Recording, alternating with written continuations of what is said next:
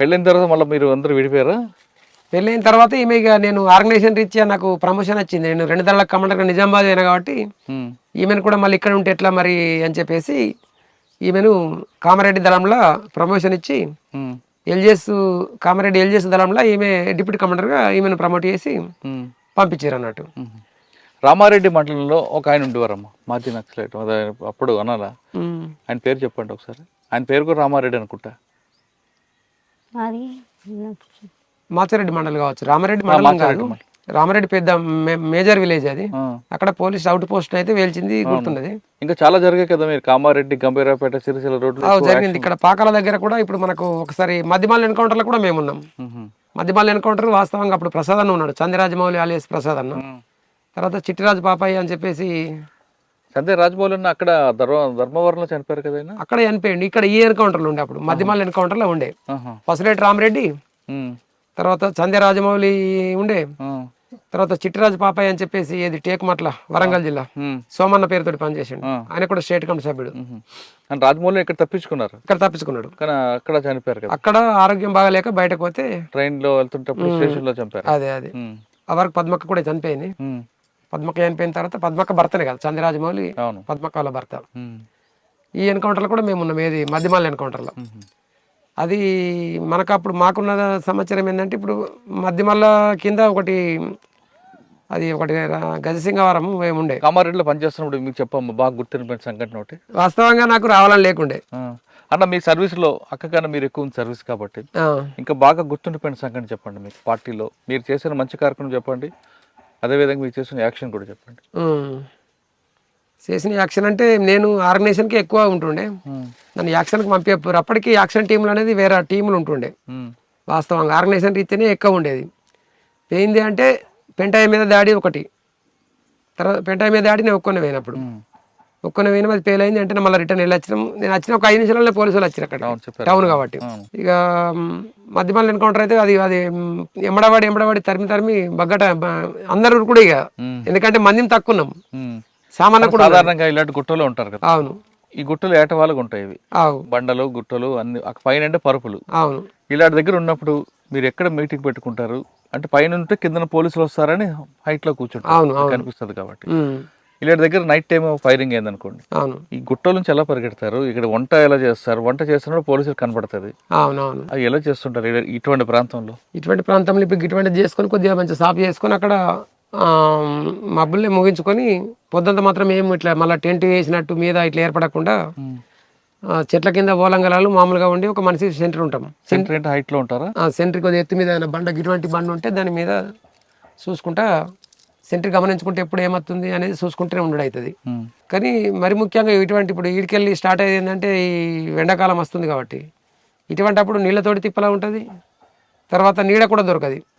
నీడ కావాలంటే సిద్ధర్ కట్టాలి. మళ్ళీ సిద్ధర్ కట్టాలంటే దూరం అక్కడికి వచ్చేటప్పుడు కూడా సీట్లు చూస్తే ఆకులు ఉన్నాయి కాబట్టి ఏర్పడుతుంది. మళ్ళీ అట్లా ప్రాబ్లం అయ్యేది. ఎండాకాలం నీటి ప్రాబ్లం, కిందకి వెళ్తే నీరు దొరుకుతుంది, కిందకి వెళ్తే నీటి కోసం వెళ్తే పోలీసులు ఉంటారు. పైన మీరు అన్నట్లుగా చెద్దరు కడితే ఏర్పడుతుంది. మరి అటువంటిప్పుడు ఎలా ఉంటారు? ఇటువంటి చెట్ల కింద ఉంటారా? చెట్ల కింద ఇప్పుడు ఒక్కొక్కరు ఇట్లా రక్షణ బండ ఉంచుకొని తర్వాత ఇట్లా చెట్లకు ఇట్లా వేవల కట్టుకొని ఉంటారు. ఒక దగ్గర ఎండ ఉంటది, ఒక దగ్గర నీడు ఉంటది. ఎండ మారిపోతుంటది కదా, సమయం సరిపోతుంది. మరి అప్పుడు ఏం చేస్తారు? ఇప్పుడు ఇట్లా చెట్లకు ఇట్లా కట్టుకొని ఎవరి దాళ్ళు విడివిడిగా రక్షణ గిట్ల బండ రక్షణ ఉంచుకొని చెంట్లి అంత దూరం ఉంటది. తర్వాత రక్షణ గిట్ల కట్టుకొని ఎవరి దాళ్ళు ఉంటారు విడివిడిగా.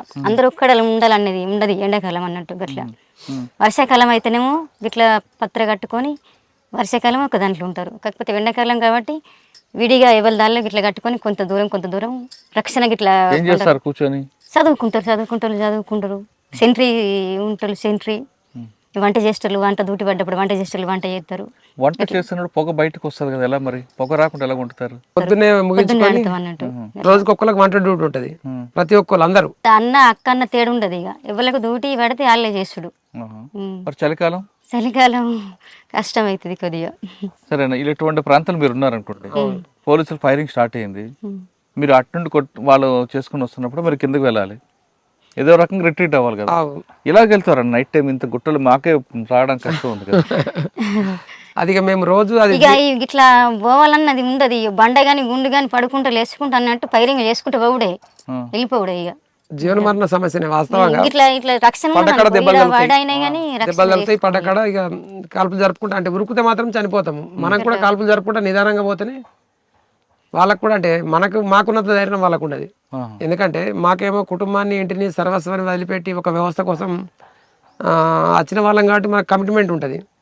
వాళ్ళకి ఏంటంటే ఇక జీతాల కోసం, ప్రమోషన్ల కోసం, అవార్డుల కోసం, రివార్డుల కోసం వచ్చిన వాళ్ళు కాబట్టి వాళ్ళు పెద్ద సంఖ్యలో ఉన్నారు. మేము మనం మంది ఎక్కున్నామనే ఒక ఆ ధైర్యంతో తప్ప వాళ్ళు అంత డేర్గా వచ్చే పరిస్థితి ఉండదు. కానీ కొన్నిసార్లు తెల్లవారుజామున వస్తుంటారు పైకి, మీకు వాళ్ళకు పక్కా సమాచారం ఉన్నప్పుడు వస్తారు. ఇప్పుడు పద్మక్క అనుకుంటారు, అదే రీతిలో జరిగింది అక్కడ. ఎందుకంటే గాయత్రి కన్స్ట్రక్షన్ అనేది వర్క్ నడుతుంది. అది గాయత్రి కన్స్ట్రక్షన్ ఒకటి, ప్రసాద్ కన్స్ట్రక్షన్ వర్క్ నడుతుంది. వాళ్ళ దగ్గర డబ్బులు అడిగారు, డబ్బులు అడిగితే డబ్బులు ఇచ్చారు. డబ్బులు ఇచ్చిన తర్వాత అక్కడనే 3 రోజుల నుంచి అక్కడనే ఉన్నారు. ఏది నేరెళ్ళ గుట్ట అటు తర్వాత బీర్పూర్ గుట్ట. ఆ ఉంటున్న సందర్భంగా అంతకుముందు ఆయనను బెదిరించినాము. మేదారి రవి అని చెప్పేసి నేరెళ్ళ విలేజ్ ఆయన బెదిరించినాము. ఆ బెదిరించిన అయినా వీళ్ళు ఉన్న దళము ఆయన కట్టెలకు వచ్చిండట. ఆయన ఈ సెంట్రీ కూడా నిద్ర లేదు, నిద్ర లేక ఈయన కూరుకుంటా ఇట్లా నిద్ర ఉండదు కాబట్టి కూరుకుంటా సెంట్రీ ఉన్నాడు. గమనించి ఆయన వెళ్ళిపోయాడు. అంతకుముందే పద్మక దళం ఇక్కడ ఉంది అని చెప్పేసి ఇమ్రాన్ అని చెప్పేసి ఒక ఆయన ఆంధ్రప్రభన లేకపోతే ఆంధ్రజ్యోతో ఆయన ఇంతకుముందు నిజామాబాద్ జిల్లాలో పద్మక్క జిల్లా కార్యదర్శి ఉన్నప్పుడు ఒకసారి ఇంటర్వ్యూకి పిలిచినాం ఆయన.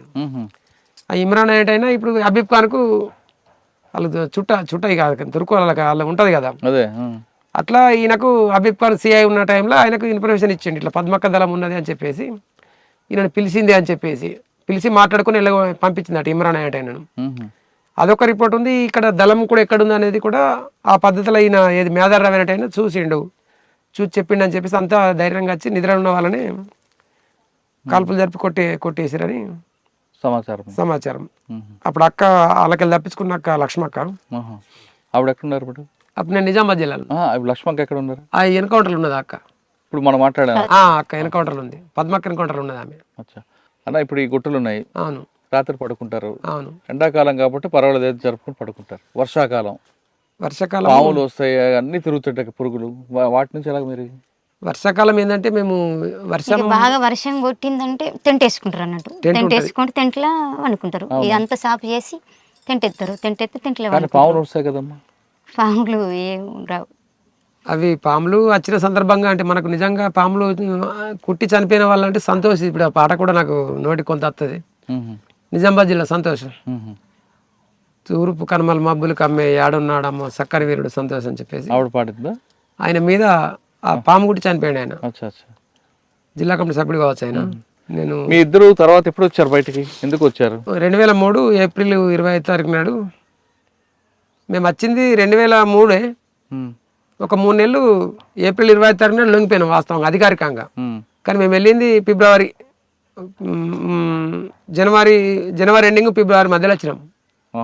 ఫిబ్రవరి మధ్యన వచ్చి పార్టీ చెప్పే ప్రకారంగా, ఎందుకంటే ఒక 3 నెలలు మనం వాళ్ళు మార్చుకోవడానికి వాళ్ళ డెన్నులు కానీ వాళ్ళ ఏమన్నా వస్తువులు కానీ తర్వాత మన పాత పరిచయాలు కానీ అవన్నీ మర్చిపోవడానికి కూడా టైం కావాలి కాబట్టి అట్లా 3 నెలలు కరీంనగర్లో ఉన్నాం మేము. అక్కడ బొమ్మకల్ దగ్గర కరీంనగర్లో ఐస్ ఫ్యాక్టరీలో పని చేసుకుంటున్నాం.